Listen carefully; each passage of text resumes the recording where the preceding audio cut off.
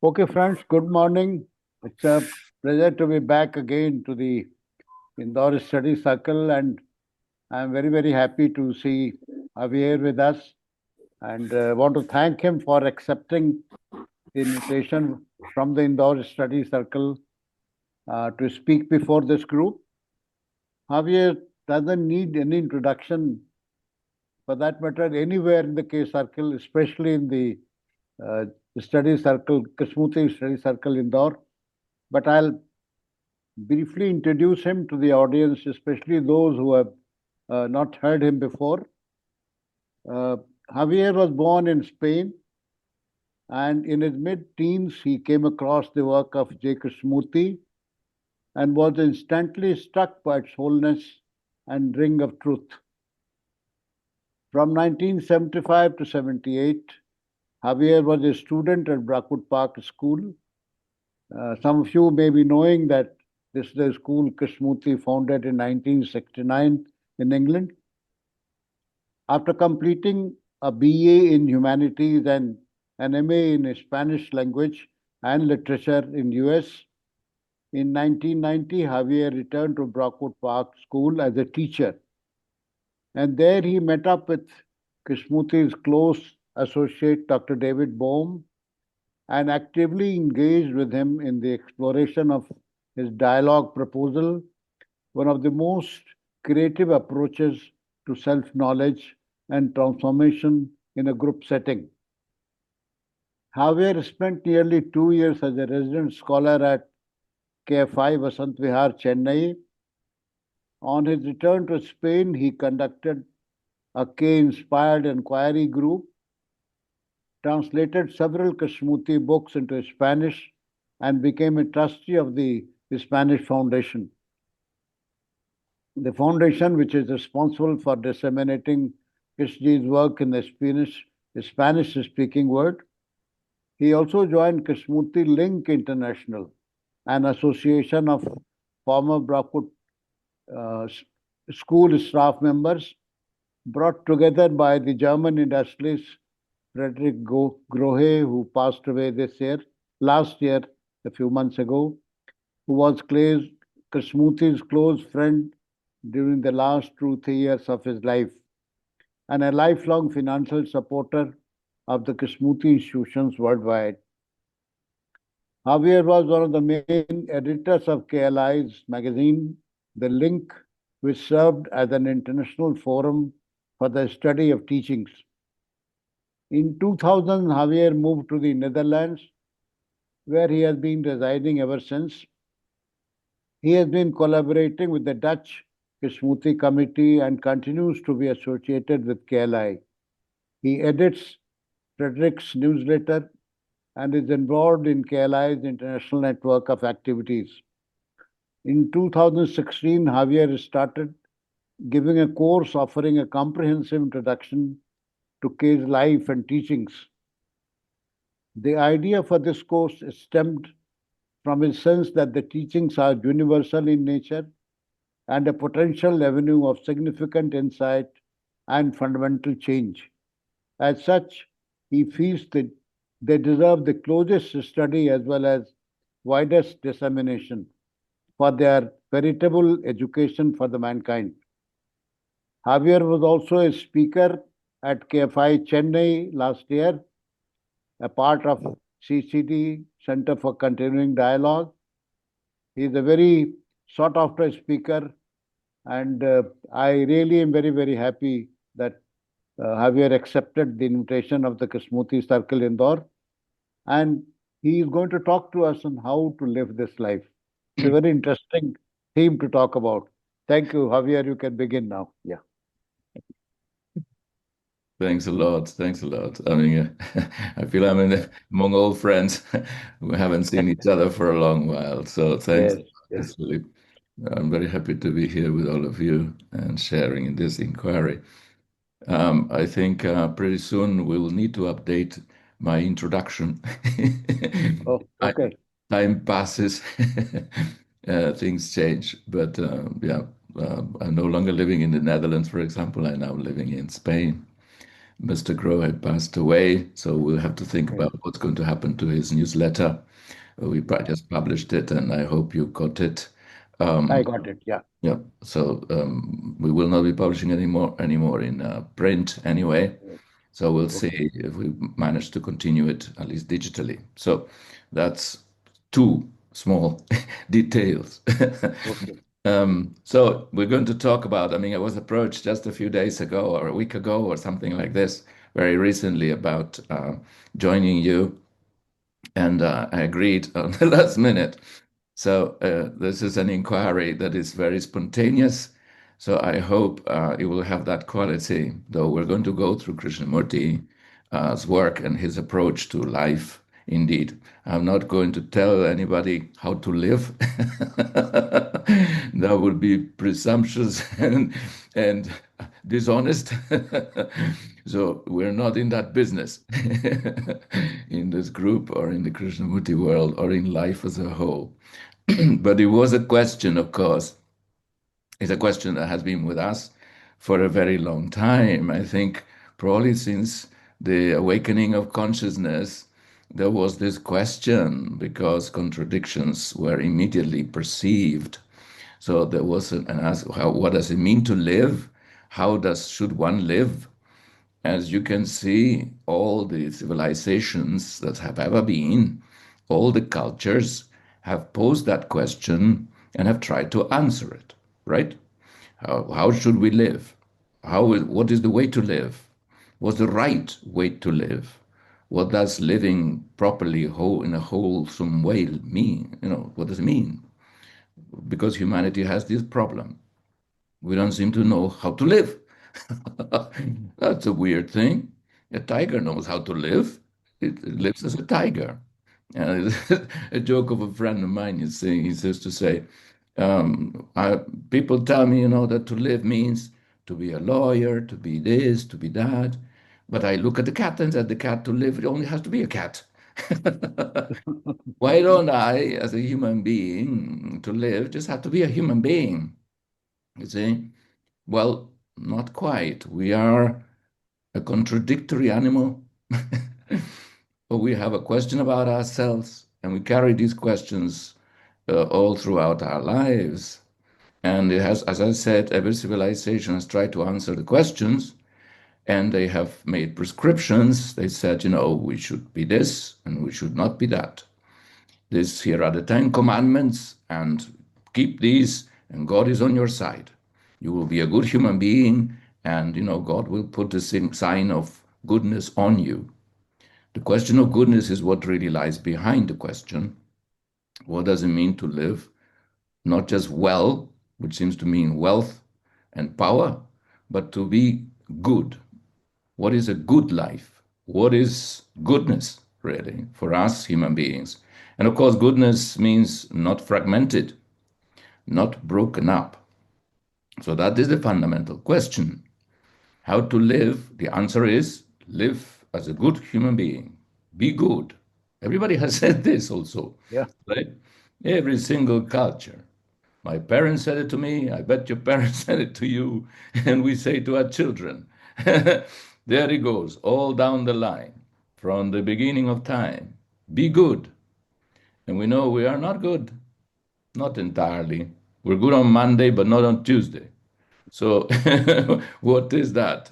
What's going on with us? You see, some principle of disorder has been also, humanity has been aware of this, that there's some kind of focus or principle of disorder that is pervasive or persistent in human existence and in human consciousness. How to live in this world, right? This was the question. Was actually I borrowed the question from the book, the urgency of change. Somebody asks him that question, I think his secretary Alain Naudet, how to live in this world. Now, the how, as you know, for Krishnamurti is a complicated word. He always says there is no how. And yet, he, of course, what is his inquiry? But to find out what does it mean to live? What does it mean to live? period, really, in the end, is not even a qualification. He feels that life itself is order, life is relationship. So the world is the full, how you say, context set of our relationships. That's what the world really means. But that's life also. So life and world are the same, yet we distinguish, right? All of us have, when from childhood, we had a problem. I did. I don't know if I should extend it to everybody. Sometimes some problems are personal. But when I was a little kid, I realized that people's lives were tragic. There was too much violence, too much oppression, too much lying, bullying, too much lack of reason, lack of consideration, lack of affection. For our own good, they were beating us up. I mean, that's a total contradiction. I didn't think that we needed to be beaten up to make us good, you see, or to make us learn. The whole system of reward and punishment, of authority, of oppression, of indoctrination, of guilt.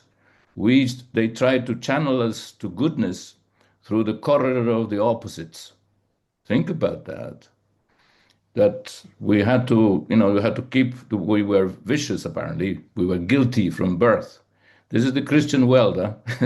Maybe, hopefully, it didn't happen to you. But we here in the Christian world, we were subjected to this torture, which is we were told that we were born guilty. Imagine what they put on us. We were born innocent, I think.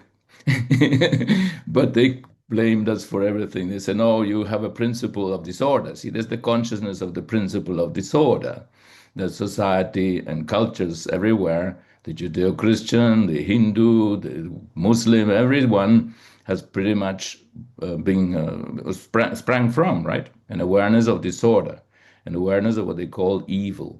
That there's a principle of evil in the world, in ourselves, that we are heirs to, and that we need to break that pattern if we can. And here are the prescriptions of how you should be or not be. And there we go. See, so the corridor of the opposites. You're greedy, you should not be greedy. You're lustful, you should not be lustful. You are aggressive, you should not be aggressive. You're proud, you should be humble.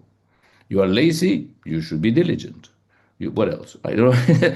Any number of those, you can pick them up, you see, one by one, and apply them, and then you see that you have an opposite instantly in sight, right? So we try that way, and it has not worked. It has not worked, unfortunately. So the religious mode, the religious approach, has been the principal mode of trying to change humanity from this evil tendency that we have detected in ourselves from the beginning into the way of goodness. That's the primary motivation, reason for the existence of all religions, East, West, North, and South. Even the most primitive really intended this, right? With superstition, with belief, with reward and punishment, with indoctrination, with prescriptions, what we should do. Krishnamurti, as you know, he throws out what should be. The ideal, the prescription, and the opposites. He's leaving us pretty helpless over here in the face of what is, right? But that's what he says. We will not arrive at goodness, or not arrive, no arriving. We will not, how you say, regain or find. Not sure even what verb fits anymore, because it's something that is implicit in the very fact of not splitting ourselves up.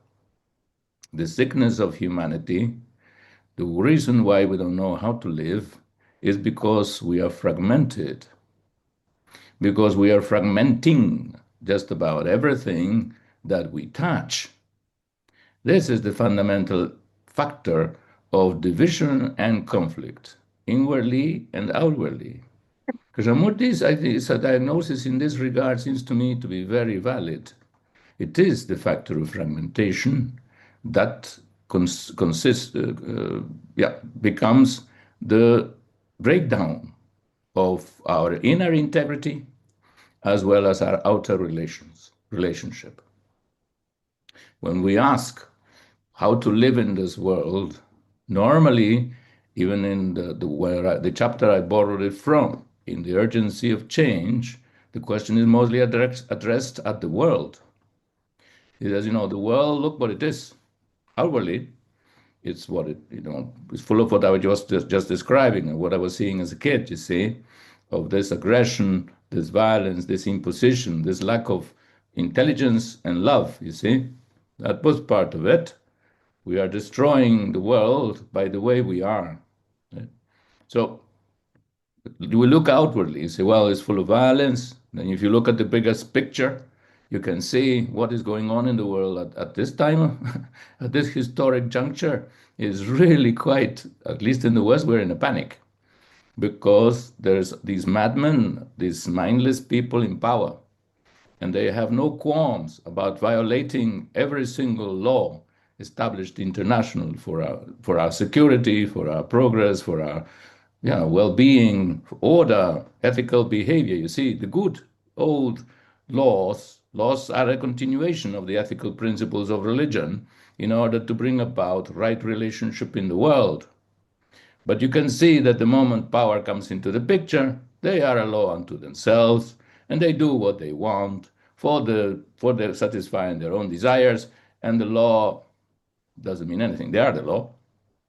Might is right, and that's all it takes. So we don't believe ourselves, even universally, Christians or otherwise, in the principles that we have set up in order to order society. So a human being born in that situation, living at such a time, in the face of such pervasive disorder, the arbitrariness of power, the prevalence of the ego, which is what is being manifested, ask this question, because we are having to respond to these things and having to respond adequately.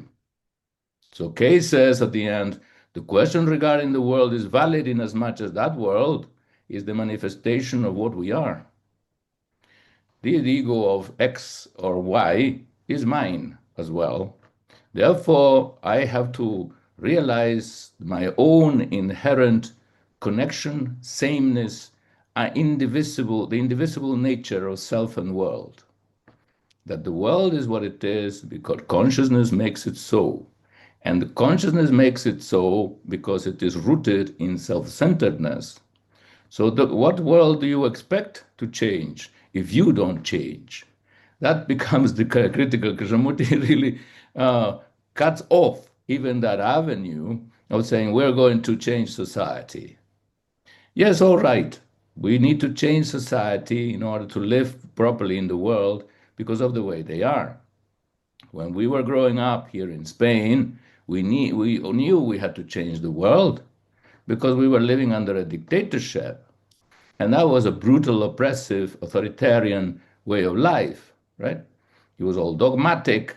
You all had to obey. You had to conform. You have to just follow the miserable rules of whoever happened to be in a position of power and authority.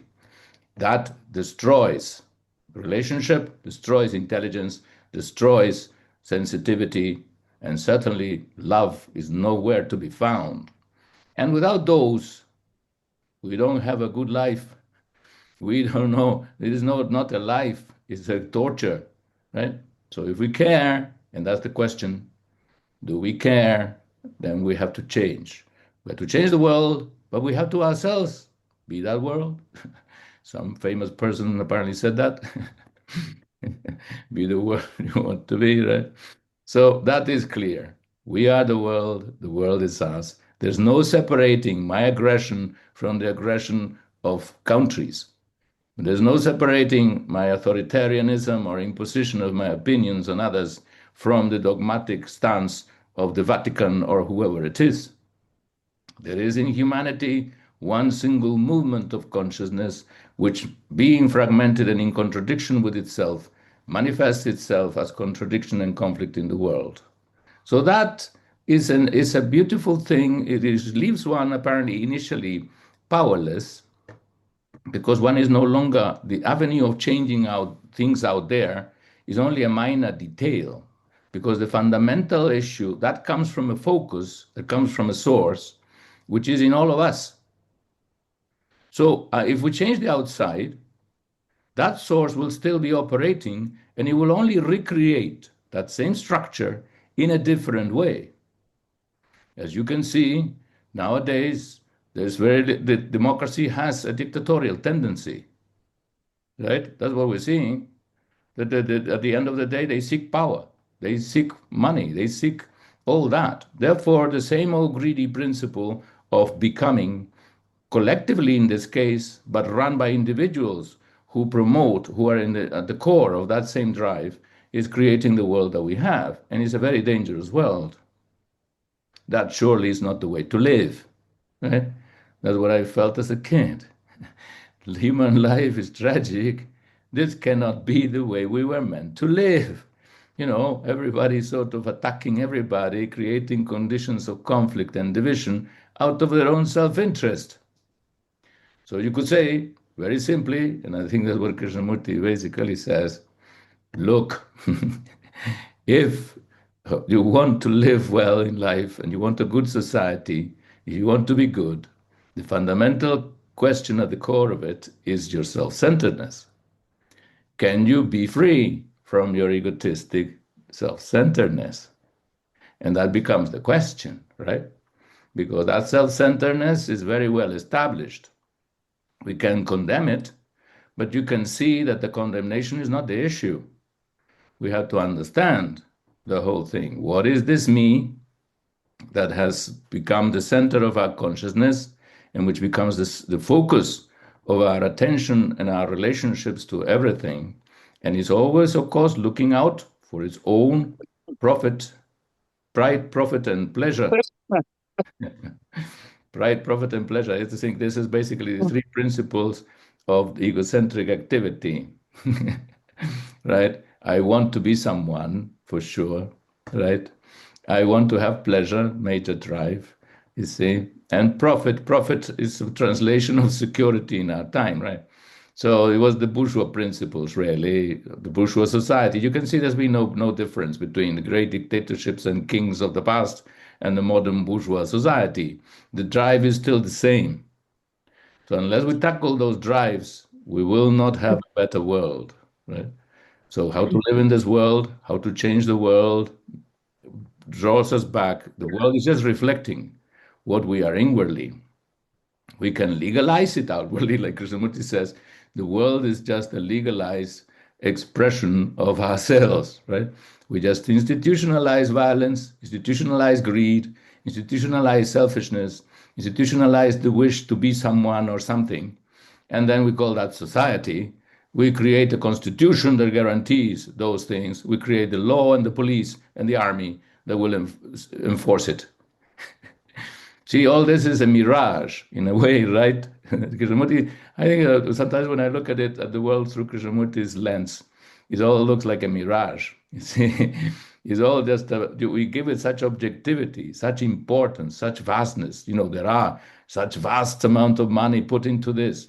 Millions of people moving according to an idea. They think they are Indian. They think they're Chinese. They think they're Japanese, Americans, and so on. They are Hindus, Muslims, Jews, Christians. Whatever it is all a mirage. It's a mirage made up of the self looking to secure its survival. So the animal is behind it. Careful. There's not just something that we constructed.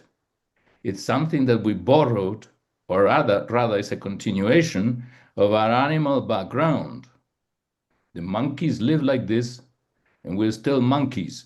This is part of the problem. We have not really moved beyond the animalistic background of the search for security through territoriality, the domination, sexual domination, the internal hierarchical principle of who's the boss and who obeys.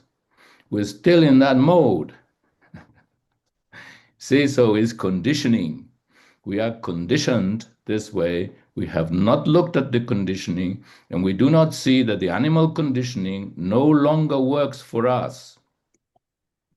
Our minds require freedom, because otherwise these are factors of fragmentation again, and therefore factors of conflict.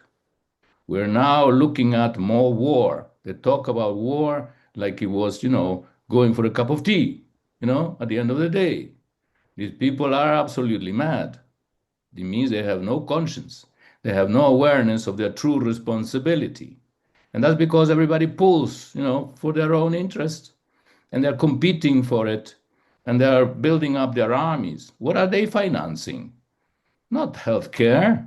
They're pulling the money from healthcare and education and putting it into weapons. Because weapons, the arms industry is very profitable. I don't know. I mean, if the madness of it. There are some days when I wake up and I say, "Is the world still the same?"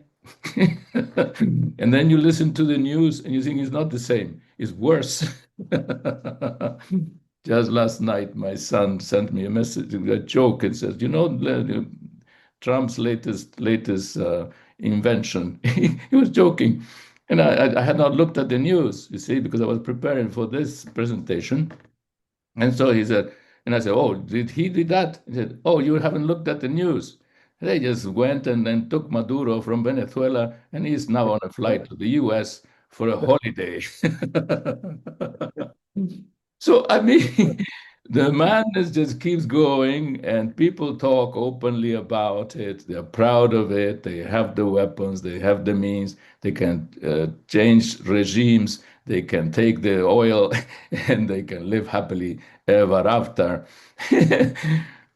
Okay, that's just an example of the fact that disorder is pervasive. The monkey is alive and well, is now using the best brains available on Earth.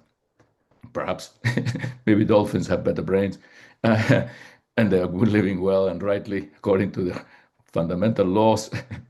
We have this brain that technologically is tremendous, tremendous skill, and look what we're using it for. So we cannot, for a second, put our faith in technology. That's out of the question, because technology is used by the monkey, and the monkey is out of his mind. The monkey is completely bent upon the good old instinctual drives of power, pleasure, domination, security through territoriality, isolation. The principle of disorder is isolation. The principle of disorder is the self-centeredness, which is the principle of isolation. So that's what we have to question. The moment we identify with something, with being a particular country, or even a particular individual who has to make it against other individuals, as a family, as a group, as a class, as a caste, as whatever labels we to put on ourselves, we are creating division and therefore conflict.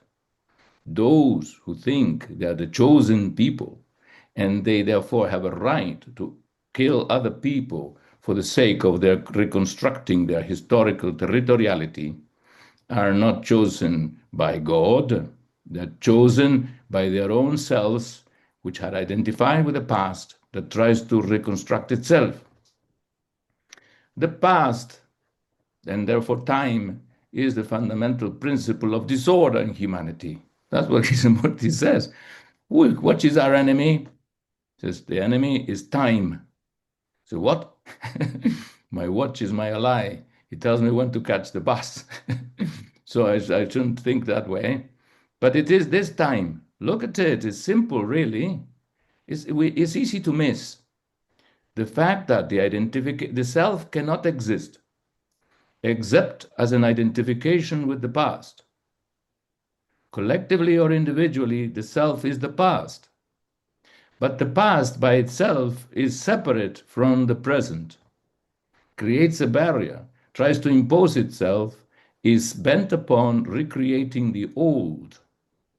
The me wants to remain itself, self-identical, and identical to an idea. It's the idea which dominates our existence. But idea is just a thought of the past, is borrowed, It's based on a book. How come the self can be based itself on a book? The book of mankind is much vaster than any Bible you could ever write.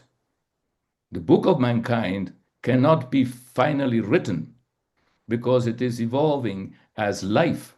The book of life cannot be written. I think that is a tremendous thing. See, we want to remain safe within the scope of the known. We can't. The known is inherently unsafe because life moves always beyond it. Life is beyond the known, includes it as a necessary part of itself, like the skeleton of the body. It's a solid kind of thing, it's like almost inert. It isn't, of course.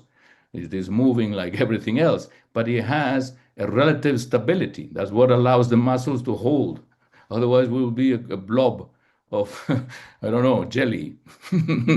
No, there's some solidity that being requires. That's correct. But that's the known. It's a structures which are self-referential in terms of that which repeats or has a continuity. But life itself has no continuity. That's something extraordinary to bear in mind. Truth for K is not accumulation of knowledge. And therefore, living in knowledge and in the known is not living in truth. This is radical. You see, all these people think they have the truth. Careful with the truth. Because you can assume you have it, because it's known to be this. But the truth is not the known. There are facts within the known, and that's why we have science, and we can rely on them, thank goodness. But you see, the self is assuming a truth in its own self-knowledge, in understanding that it has an identification with the past. That's what he calls self-knowledge. It doesn't know itself at all. To know the self is to know that it is the past. And as the past, it is not the full scope of living, cannot be the guide of life. Life is beyond the known. Life is beyond the self. Therefore, the self, seeking security within the known, seeking becoming within the known, is inherently in contradiction with life. This is the fundamental conflict. I think that's a tremendous. Krishnamurti is putting us on the edge of, of nothingness. And I think that's correct, right? That to be something is to be identified with the past or attached to any kind of number of things, right? But the past is dead. And to live means to be awake to the present, to the new. So stepping outside or beyond the limitations of time, therefore ending or suspending, I don't know how you put it, because we have to have a deeper insight, I think, somehow into the notion of self as the factor of division and conflict, and into time as the basic, what Krishnamurti called the enemy of man. Right? Our own enmity, our own inbuilt enmity in consciousness, the contradiction of consciousness is very radical to consider that how to live in this world, meaning how to live well or rightly in this world, means going into this structure, understanding the nature of division and conflict, which stems from this isolating principle of self, which is inherently contradictory to life itself because it's identified with the past. Right? It's who is aware even of this, right? Who is even aware of this? If all these leaders were aware that they are the past, and that past is what's making them violent, because they are in struggle with life, not just with others, to begin with others, but with life itself, they would stop it. They would halt. They will drop all their flags. They will drop all their weapons. They will drop all their names. They will throw away their Bibles and their Qurans and whatever else they have. And they'll start, sit down naked from all these symbols. We are hiding behind symbols. That's the problem. We identify with symbols and we think that is life. No symbol can ever be life, because life is beyond symbols. Life is the beginning and the end of creation itself. And that is radical. And we are not at that height. We are not able to meet life and therefore to live correctly because we're not at one with life. That very principle of timeless, creative, dynamic, creative principle of life itself. I hear Krishnamurti saying this. And boy, when I wake up in the morning, it's a great challenge to think that, are you going to live today? Or are you the same old identity that's just, arranging things? See, I had to make my arrangements every day, right? I have to think what is the list for today. So it's X, Y, and Z. And what's the list for the week? So I know I'm meeting so and so, having to go to the office of such and such and consult this, and my taxes, my car, my health insurance. I have to do all this. I just moved to Spain, so I had to reconstruct my life in relation to society. So living in this world means also that. But of course, Kay says, no, we're talking not of survival and arranging the daily affairs. Everyone has to do that. And hopefully we are together creating a system that is mutually supportive, based upon kindness and intelligence and compassion, right? We are living on earth together. We are one humanity. Therefore, concern, mutual concern is paramount, is inbuilt in that awareness of being the world. That's part of our responsibility, of our care. And if one cares, then one acts accordingly, right? Not with greed, not with this, not with the other. To live in the world rightly, we must deny the world, Kay says. Why? Because that is the destructive factors of the world that are inbuilt in it, the greed, the ambition, and so on. To realize the danger of these things, to see how destructive they are, he says, is intelligence. And intelligence acts. So to end these things, to see the danger of it, if I approach another with these things, I am creating danger in the world. I am undermining the security we seek. I am undermining the care that we need, because we're all vulnerable. We all need support. We all need to be there for each other. The hour of need is always there. But above all, we need not to be there psychologically as the focus of self-interest. The absence of self, the perception of the danger of self and the ending of self is, for Kay, the transformative factor that brings about right living in a right world. I think there's something tremendous to that. But look how simple and clear and direct it is. It concerns our daily lives, our relationship with those that are there, with the things, with the people, with the ideas, with all of it, right? As Krishnamurti puts it, right? That's life, is relationship, is action. So it's an immediacy to it. It's not a formula, it's not a prescription, it's an awareness of the total necessity to bring about an end to these factors of conflict. And awareness itself is the factor of order. That's the beauty of it. That it is right there in our immediacy of daily life where the factor of order is, just like disorder is in that. It depends on how we look. It depends on how we perceive. If we look, he says, with the eyes of the past, then the past will continue and fragmentation will endure. If we look without the past, order is immediately there because there is no continuity from yesterday to today. And it's that continuity of time that fragments living. So we are living. Look where it's at. It's in our eyes. I think that is I found that poetically beautiful. It's in your eyes, old boy. Don't look to me. Don't look to anybody. Don't look to your religion. It's in your eyes. How do you look? How do you see? The world will be what it is. Continue according to how you look, or it will be a different world. Because the new and the old are in your eyes. And if your eyes look from the past will continue. If you look without the past, then something new is coming into being. So how do you bring order? How do you change the world? He says, by paying attention, close attention to what you do, to what you are, what you think, where is all coming from, inwardly and outwardly. The inner and the outer are one movement. The world is you, you are the world. Consciousness is everywhere. What we are outside is what we are within. So it's all one movement. Awareness is all. And he even gave a little, at one point, he gave in this same chapter, he gave a little suggestion as to how we could put order in our lives, you see, how to live in this world. It's not a formula really, but he says a good suggestion. He says you have to be aware, that's all, during the day, from moment to moment, as to what is happening. And that will bring order because you look at things anew. You don't carry on with the same old conflicts, right? And before you go to bed, he said, you should review the day and put order there so that the brain can rest. And therefore, when you wake up in the morning, it's not a continuation of yesterday. It's not thought that begins to operate. It's not desire, which is what happens to most of us. It's thought and desire and his concerns for security, for becoming, and so on, that repeat. But it will be rather intelligence and love. Not the pursuit of pleasure, but love. Not thought, but intelligence.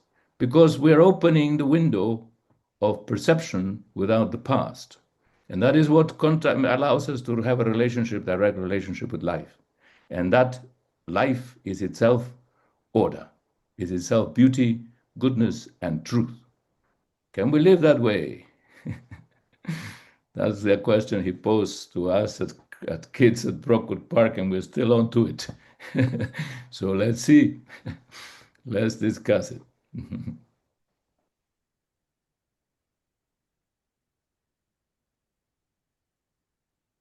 Thank you, Javier. I think it's very nicely placed.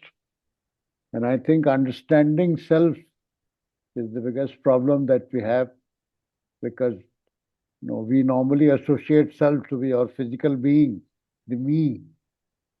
And at one time, Krishna says that to understand self is the transformation.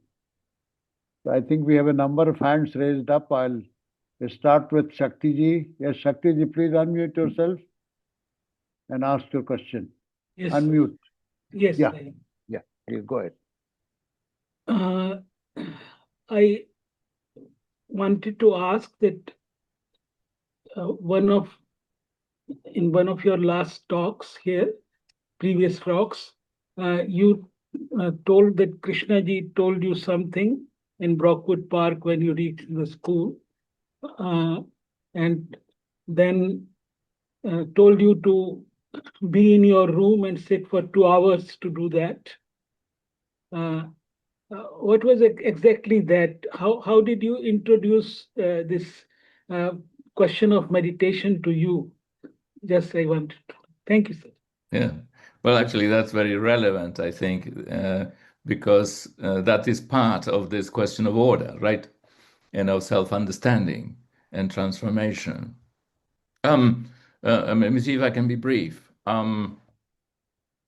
Basically, when I arrived at Brockwood as a student in 1975, my English wasn't yet very good, but I was understanding well enough. I was very surprised to find that Kay called a meeting with the students, just with the students, and he started talking to us about meditation. Now, I was a bit surprised because I knew from having read some of his books already that there was an order. Maybe there's the later books that I read. See, he starts with the world, conflict, division, self-understanding, consciousness, and only then comes to meditation. Of course, he says this is all meditation because it's about awareness and non-divisive awareness of what is, right? That's the essence of his teachings in many ways, right? Just be aware of what is without choice. That's transformation. Meaning there's no transformation. There's just being aware of the factors that deviate us from what is. And therefore, we're always in contact with actuality. And therefore, there's no contradiction in our lives. Contradiction is the core factor of conflict and sorrow. So this is the way. Now, I was very surprised, and he did say this. As far as I recall, he told us, sit down with your back straight. He gave us instructions. I mean, you can find it in the books on education, particularly. Krishnamurti really, he didn't do this in his public talks, but in his schools, he was very concerned that the students and the staff should learn meditation, should explore meditation. he was not against meditation. He was against certain, not against, he dismissed, denied the validity of traditional methods like concentration on a word, repetition of mantras, concentration of your breath, or whatever it is. No concentration. He dismissed concentration. That was his thing. He dismissed control. Right? There's no control. You see, control is the controller is the controlled. He said to us, forget it. There is no, you see, that's the lack of control. That means you're out of control. I mean, there's something beautiful about that. So he told us, right, the whole thing about sitting, straight, quietly, closing our eyes, and so on, fixing even our eyeballs so that they didn't move, because the movement of the eyeball is directly connected to the movement of thought. So not to incite thinking, he said, it's good. I mean, you want to hear this? All right.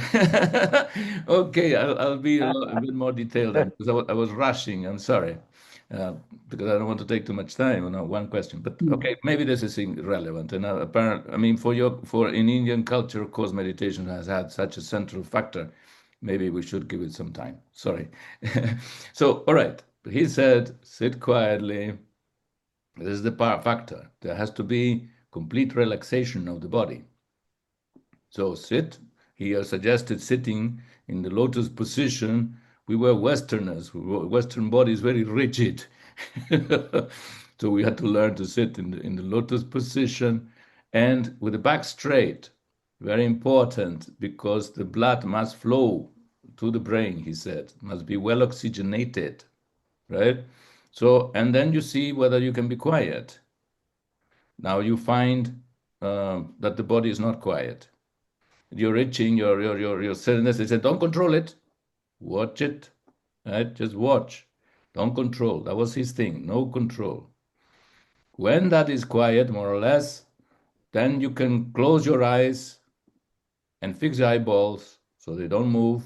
That already quiets down, helps to quiet down thinking. And then you watch thinking. And you realize there is, Dr. Parekh, you want to say something?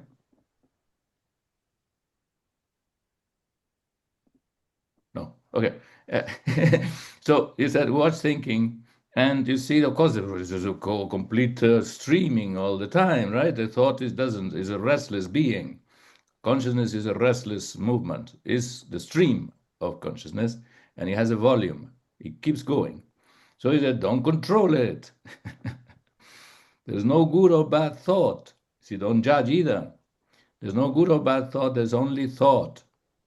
You're watching a movie, or you see, thought is just a process, like any natural process. It's like a flower. It is born, blooms, and dies. This is the nature of any natural process. And thought is exactly like this. It's a material process. It's a mental process. It is born, blooms, and dies. You have to allow that to happen. You have to follow the whole course. The ending of thought, look where it's at, is in paying attention to it so that it completes itself. It is nature. In fact, it is natural for thought to end. It's very interesting, you see, because we're all concerned with ending thought, but actually thought wants to end. We just don't let it. Because we're interfering with it and therefore giving it continuity. Because thought is always trying to solve problems, and because it generates fragmentation, it creates endless problems for itself, and therefore it can never stop.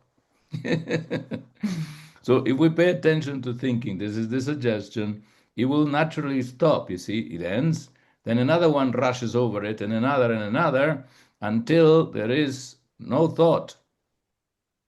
That happens naturally in meditation when you do it in the way Krishnamurti prescribed, which was through choiceless awareness, no control, follow the movement so that it completes itself. No interference of the observer in the movement of consciousness.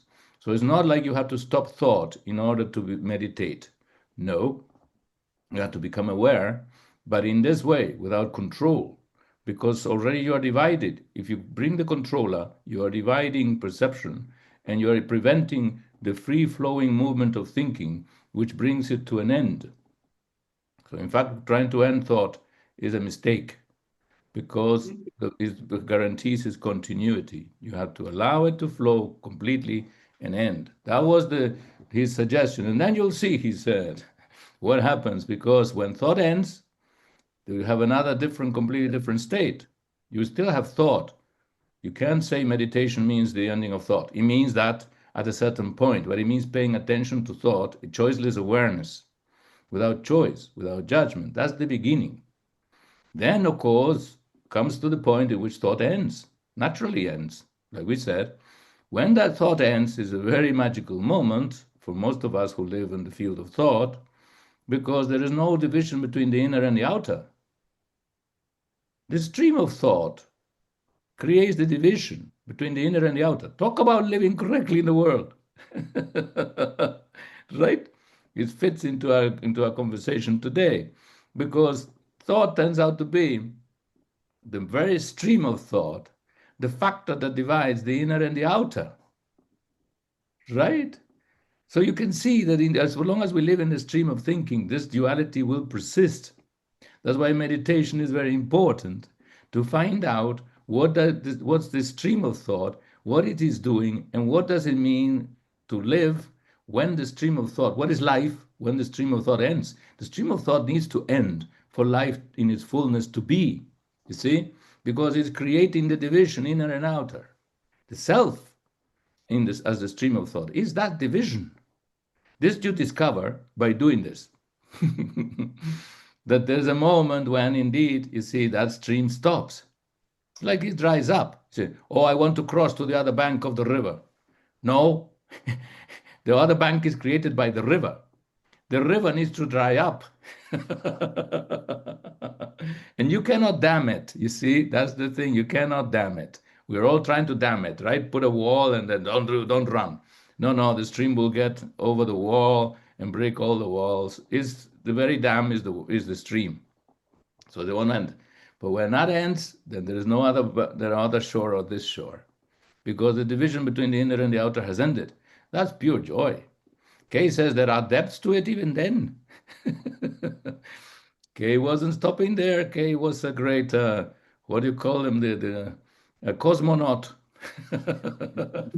He went into the cosmos, you see, and he didn't see any end to the depth of it, right? So that's what he says. Meditation is this journey to the source. In the unknown, there are depths also in being, right? So in 1979, 1980, he says the movement of meditation that has accompanied this guy all his life reached. He didn't like the word. the absolute, the source of all, and not just all energy, but the source of all energy, that beyond which there is nothing, came to the end of the journey. According to him, there's nothing more to be found. I wonder what happened to him since there was no more to be found. Of course, except that it's creation itself, and creation is always new, right? This is what we're talking about. The living with a sense of that source, of that creative source active in our lives. We don't know necessarily what it means except through the words, but we sense the beauty of it. We sense the order. We sense that there is this dimension potentially to, when I say us, I mean consciousness or living, that we can share in that. And that's the greatness, potential greatness of humanity. We've sensed that also from the beginning, just like we sensed our disorder and our going the wrong way. We also sense this, that connection is possible, but we have to live in a certain way. Our life has to be faced in its totality, and we have to face consciousness above all, that the factor of separation came in consciousness through the stream of thought and through the creation of a center, which was sort of the main factor of survival. See, that's how Krishnamurti sort of reduces it. That for survival purposes, we created this center, and we put our bet for security on the known, and therefore that created a barrier in terms of the real force, energy of intelligence and wholeness. And that is part of the human inquiry, to see about balancing these two. We need knowledge, but we need no self. The self is like the blockage that keeps knowledge, you see, separate from truth, from intelligence.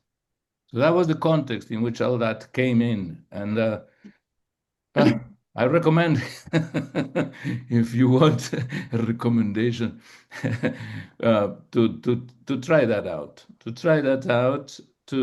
Don't be afraid of the Krishnamurti saying, "Don't practice, don't do anything." Well, he told us, But of course, what he meant by practice is a system, a method in terms of control. He denied it. So it's a practice in the sense of practice comes from a Greek word meaning praxis, meaning action. It's an action. As long as it is an action, it's all right, you see. Action meaning being present to what is. See? Not just forcing the system into a previous conceived notion. This is the key difference, I think. It's subtle, but it is fundamental. That it is to be alive to the moment and not just following a system in terms of an idea that I'm going to subject myself to in order to achieve something. There's no achievement in meditation. There's no experience in meditation. He always kept saying this. Why? Because he's living what we're looking at is being in direct contact with what is. So there's not even a residue to gather. There is nothing to become in this. There's nothing to it. But the very wholeness of perception, that's the key to it all. And who's going to get anything? You cannot even be there yourself, in a sense, in order for this to happen. It's a discovery. It's a journey, of discovery into being and wholeness. And wholeness is there. Look where it's at. In perceiving without the perceiver. Voila. I think Krishnamurti put it very simply, and I think that's true. I'm not sure if I answered. Thank you, but I hope I did more or less give you a picture. Sorry. Thank you, Javier. Before I go to Harshad Bhai, there is a query on the chat box from Gautam. He says, could you describe on timelessness and consciousness? Again? You want me to repeat it? Yeah, please. Could you describe on timelessness and consciousness? Describe timelessness and consciousness. Yes. Oh. All right. Well, you see, within the context in which we're talking, let me see. I don't know if I can even answer that question, but let's see. Let's approach it. Consciousness, you see, the very word means the field of the known. It comes from Latin. In English, we're talking English. Very likely in Sanskrit is something else. Do forgive me. The etymology is also its own limitation. Yes. But maybe in this instance, I think it does point to something which is actual and relevant to our discussion, which is the Latin consciousness, conscientia, is the gathering of knowledge. Science means knowledge. Sapientia means knowledge. So it is the field of the known, per definition, etymologically. And knowledge is the past, inherently. So knowledge, memory, is time. So Krishnamurti puts all that together, not from the language, but from his own insight, and says consciousness is time. As per the definition, consciousness has other meanings and has been given other meanings, like cosmic consciousness or the great consciousness, the consciousness with a little c, or the consciousness with a big C. All right, Krishnamurti dismisses all that and says, no, there's only the consciousness with a little c, which means the field of the known, the gathering of knowledge, not just me, my little life, but all humanity has been gathering knowledge. The very structure of consciousness is along the lines of the known. Thought is the response of that known, as well as the system which builds it up and gathers it. Consciousness becomes its own gathering and implementation of knowledge. Therefore, Krishnamurti sees in that a limitation, an inherent limitation, the time-bound factor of consciousness, as the known, as a divisive factor. Necessary factor, what would be humanity without knowledge? That's a real question. Look at us. We're talking across space and time because knowledge has built this machine, has created some satellite and put this little laptop that each of us has in front of himself. All right. Well, thank you very much. We have to be grateful for a lot of things. Medicine, Krishnamurti always mentioned medicine because he was very impressed by surgery, with the advances in surgery, and they are considerable. All right, they have other problems, but there's still knowledge is moving, going on. Oh, and yes, they made very excellent bombs, the best bombs in the world now. So it has that duality, right? Because knowledge is just an instrument and is going to be used by us, right? That we know. And we have to be careful, therefore, with the operator of knowledge, which is knowledge itself. See, this is the problem, that we don't realize that knowledge is managed by knowledge. A knowledge that is ignorant of its own inherent limitation and nature, and is therefore the awareness of the limitation of knowledge as psychologically applied is one fundamental factor of responsibility. If we're not aware of the limitation of psychological knowledge itself, which is time, we will not be able to use knowledge properly in the world, because we will use it for our own separate, individualistic, egotistic, collective or individual purposes. We will be destructive. Humanity has been on a self-destructive course from the beginning, and that's due to time. That's due to consciousness not understanding its own nature, and therefore knowing its limitation. It's going beyond its limitation. It's attributing being to knowledge. Knowledge and being are not the same. They can never be, because being goes beyond knowledge. Being is life, is creation, is the timeless, therefore. This is the eternal argument of humanity with itself. We've known this for a long time. Time again. You see, we've been at this for ages now. Human beings have been struggling with this thing of time. I think all my ancestors were rebelling against it, and yet they knew they had to live where they were, right? And they were struggling. But you see, the time that we had to tackle is the inner time. We know we're going to have to go our little journey of birth to death biologically, right? But we also know that we are trapped in the collective universal stream of time that is consciousness, which is in a self-destructive mode.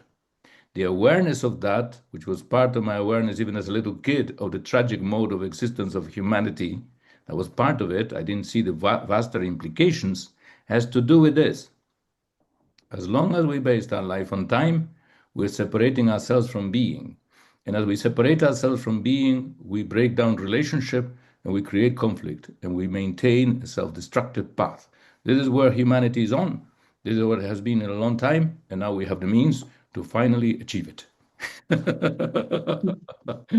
I mean, I'm putting it in a funny way, but it's a dark prospect, right? So timelessness, you see, we don't know what it is. Because it's not in the known, you see. But we all, in a way, knowing has all kinds of meanings possible, right? Most of us, and this is maybe important to remind ourselves, have actually had the encounter with the timeless. I'm not sure we can appropriate it or say, well, it was me who did it. Consciousness, or whatever you want to call it, the mind, at a certain time, particularly when we were kids, those moments existed for us. This exists for every kid, almost, I don't know. For many kids in the world, they have this experience. And again, experience is not the word. Within Krishnamurti, experience has a particular meaning, and it means recognition, and therefore something that was already before. But that's not what we're talking about. We're talking about the sudden awareness of a different quality of being which has not these limitations, in which the inner and the outer no longer exist separately. There's no me. as separate from the whole. The wholeness of life is evident to ourselves. I don't know if you call that consciousness again. You see that we have a limitation in the words. It should be called something else. It's an awareness that is no longer from the known.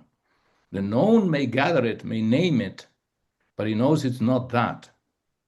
Again, you see where the language breaks down at this point, because we know only from this side of time and experience. And then we call it an experience, and we want that experience, but it's not an experience, it's something else. And yet that also has been evident in our lives, that those moments have arisen spontaneously, without preparation, without meditation, sitting down or not sitting down. There was there, because this is also the how do you call it? The birthright of the human mind, that this dimension is available to it if it's in a state of order within itself, which means free from self. That is available to it immediately. The whole connects with the whole. See, that's what Krishnamurti used to say. The alone speaks to the alone. The alone meaning all one. When we are all one, then there is also the oneness of all with us. And that is the timeless. Time doesn't have any meaning there, like the self has no meaning there. Both disappear. That is part of the beauty of being human, the tremendous potential of being human, and what we need, because look at it, it wipes away the whole spectrum of the world. That is, in the end, is what it means to deny the world, is when this happens. The world is denied there. And the world, as the broader cosmic, in its broader cosmic essential nature, is restored to its wholeness. And that's the way to live, according to the wise. Thank you, Javier. I think Harshad Bhai wants to say something. Yes, sir. Go ahead. Yes. Thank you, Javier, and thank you, Dubeji. How to live in this world? Naturally, we want to live with happiness and with clarity. It seems to me that after we go to school, college, we learn language, and then we are living with words only. And it goes on our thinking without our awareness. And this thinking creates many, many problems, like this thinker, I or me. It comes from thinking. So if we want to live very happily, we need to slow down our mind, and then only we can see very clearly what is happening. And it requires this another dimension called awareness, which is not thinking. So we do get so much lost in thinking, and this me or I, we get lost, and that dimension of awareness is lacking. Only when this awareness comes in our life, we can very, very clearly see how our mind is working, how it is creating problem. If there is anger is coming, it can be seen at its root.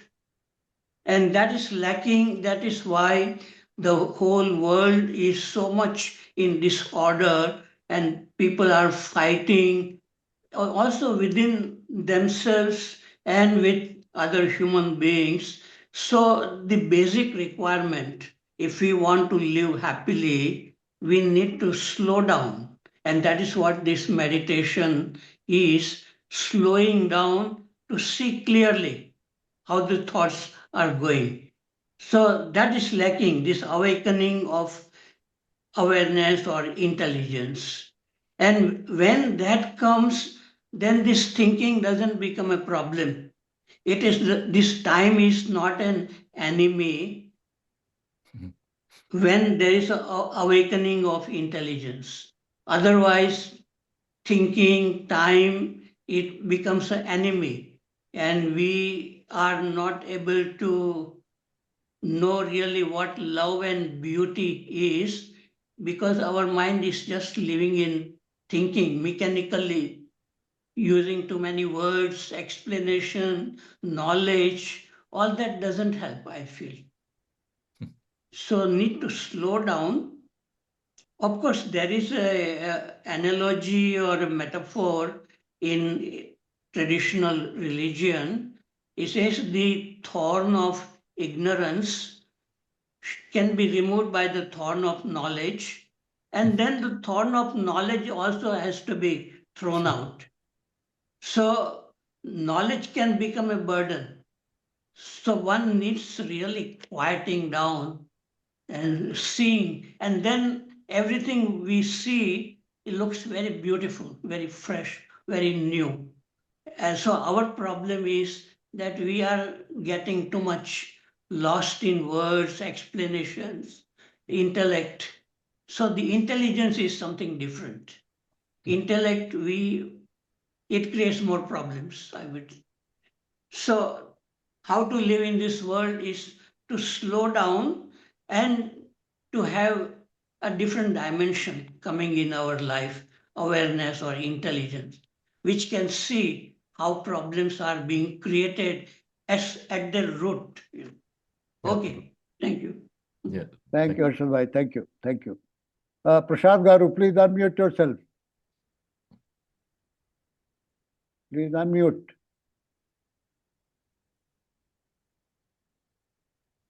Prasad Garu, I think he's not there. Yeah, please. Please go ahead, sir. Ask question. Yes.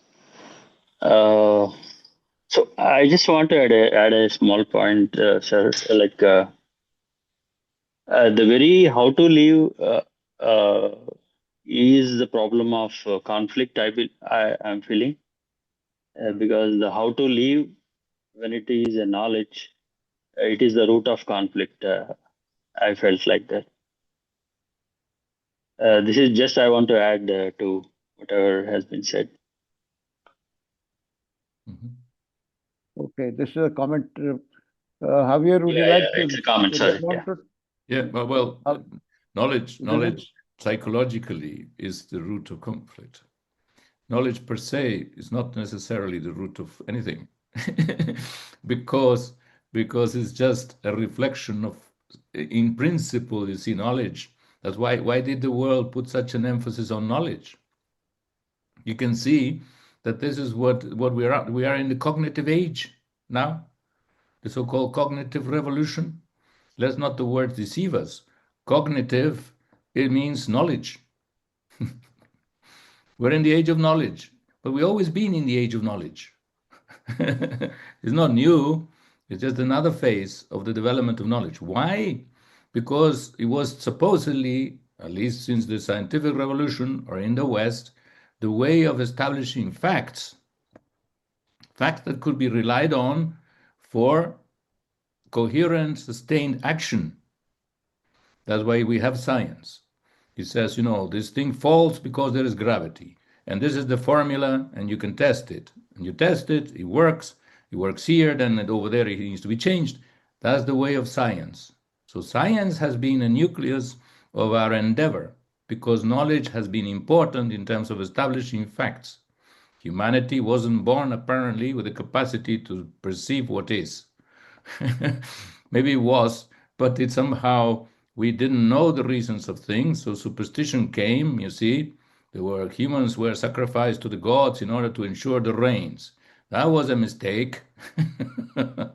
So we had to really figure out what was the rain and what was the right thing to do if it was going to rain. If you want to dance, dance, but don't kill anyone for it. So we had to establish facts, you see, that's the problem. Humanity seems to say, we are living in illusions, let's see if we can have it. And they said knowledge. They call that knowledge.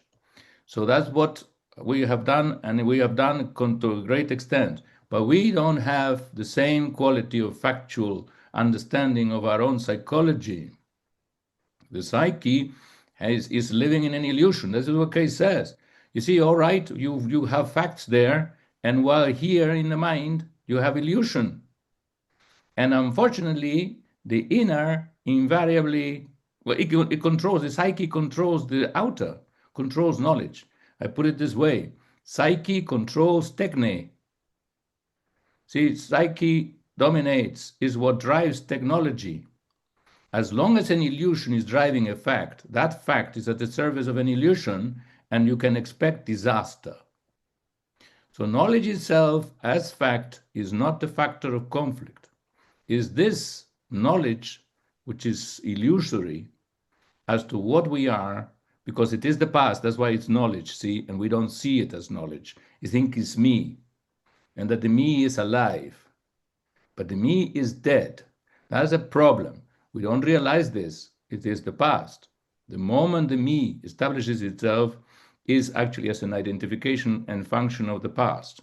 That's what Krishnamurti calls knowledge, though it's illusory. Calls it knowledge because for him knowledge is just memory. All memory, factual or non-factual. That's the use of the word. We could refine it, okay? So that's more or less the issue. It's psychological knowledge that is really at the core of these disasters. So this is what we have to look into. What does knowledge do in the psyche? Is the psyche therefore illusory or not? Because if it is, and you can see that it is to a great extent, because it's bringing about conflict while intending peace, it's bringing about war while intending security, and so on. It's in a contradiction. If it is in a contradiction, it's not fully alive to the fact. It's not factual. See? Whatever is contradictory is non-factual. So that's what's happening psychologically in humanity. That's why knowledge is dangerous psychologically. That's where it's dangerous. So, but we have to go further into this. Of course, we don't have time now. Thank you. Thank you, Javier. I think we have about 8 minutes. We can take two brief questions, Chaitanji and Dr. Kulkarni. So, Chaitan, please unmute yourself. Chaitan. Chaitan is not there, perhaps. No.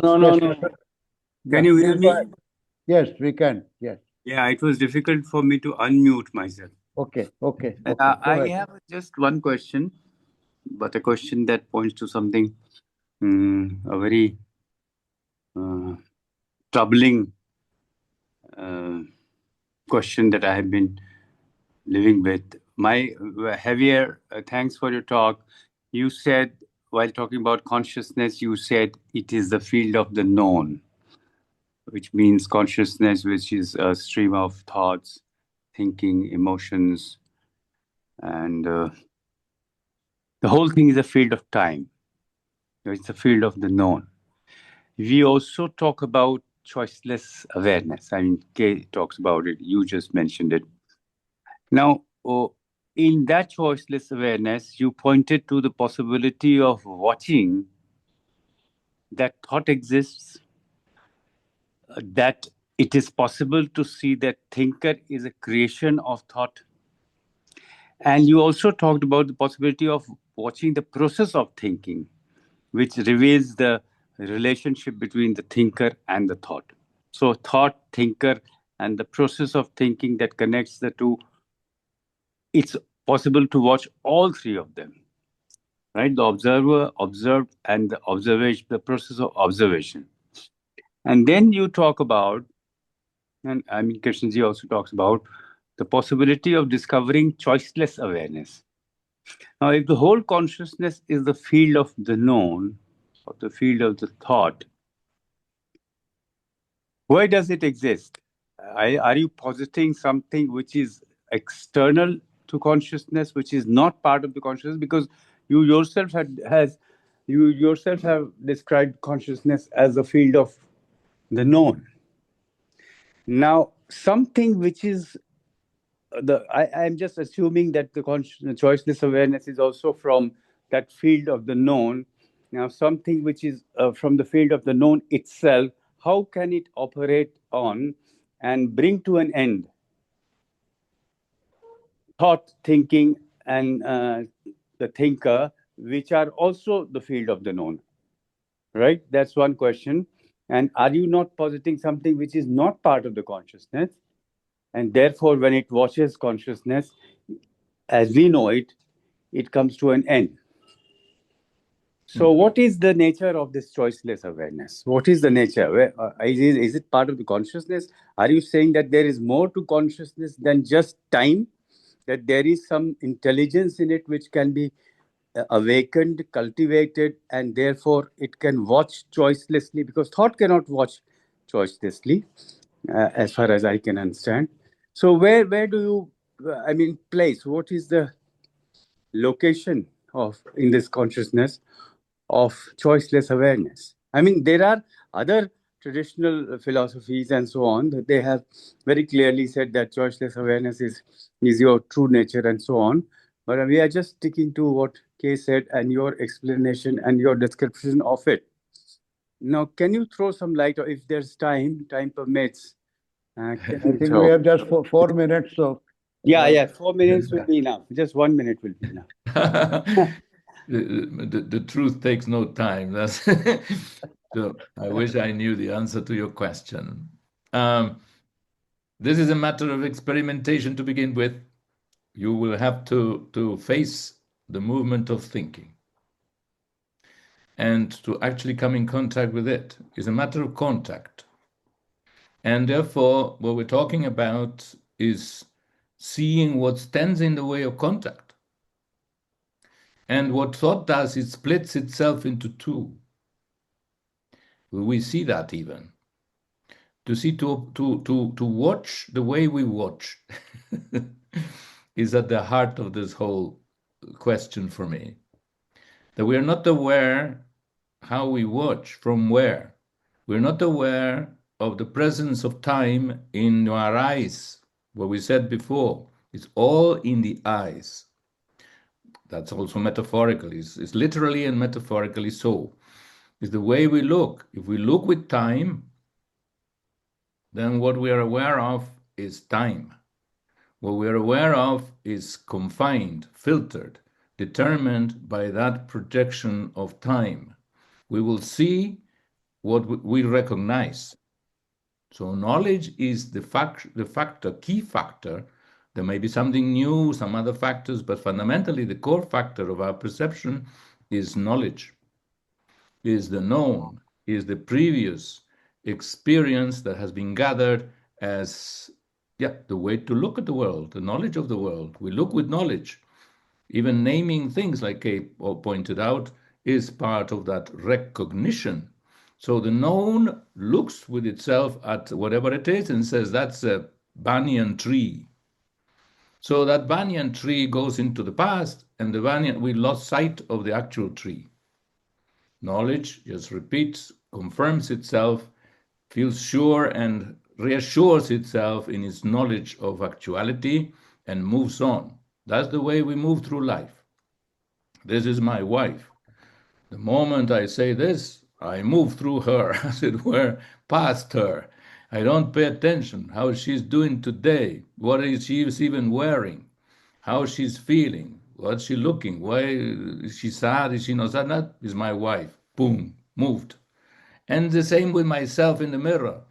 That's me, pass. We're bypassing the whole time.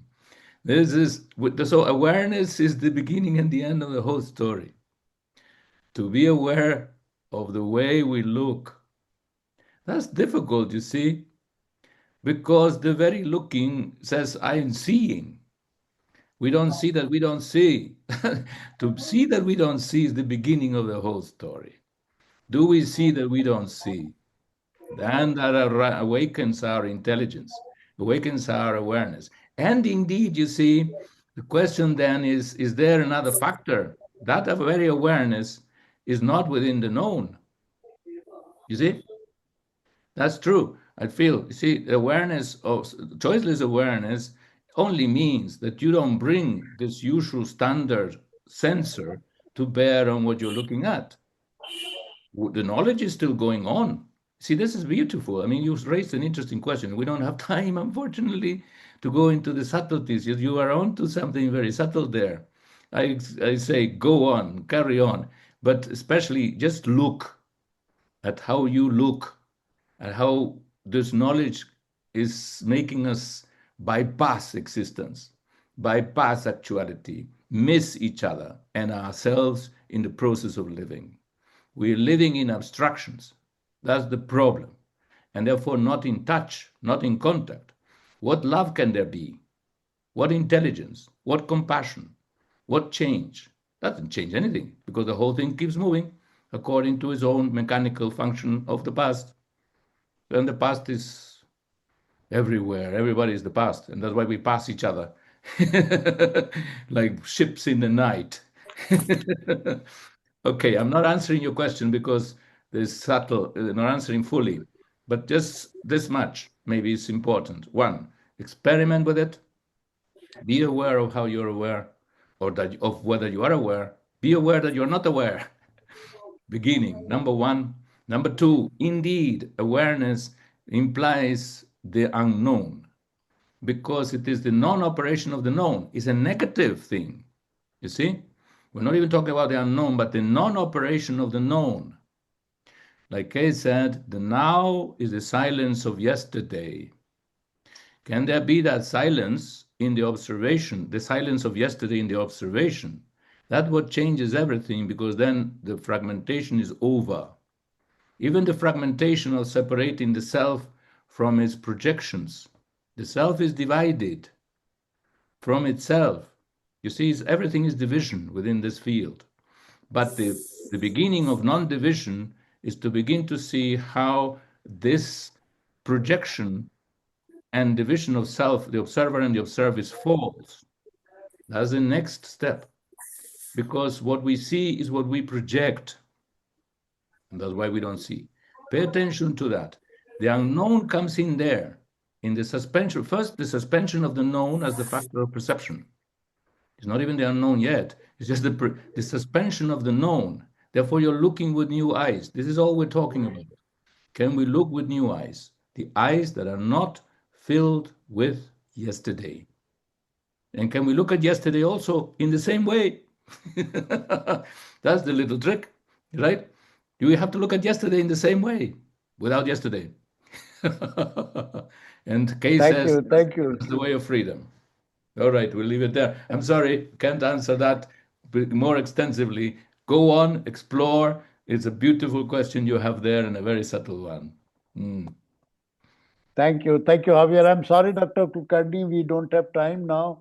You can write your question to Javier and get a written reply.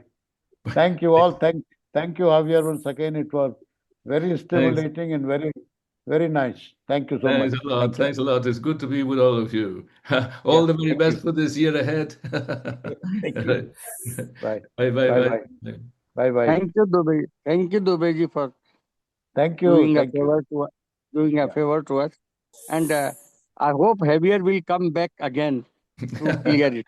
As long as I'm alive, bro. Okay, thank you. Thank you. Yesterday. Bye. If you see this lecture as a yesterday. Bye. Thank you very much. Thanks to all participants. Please end it now.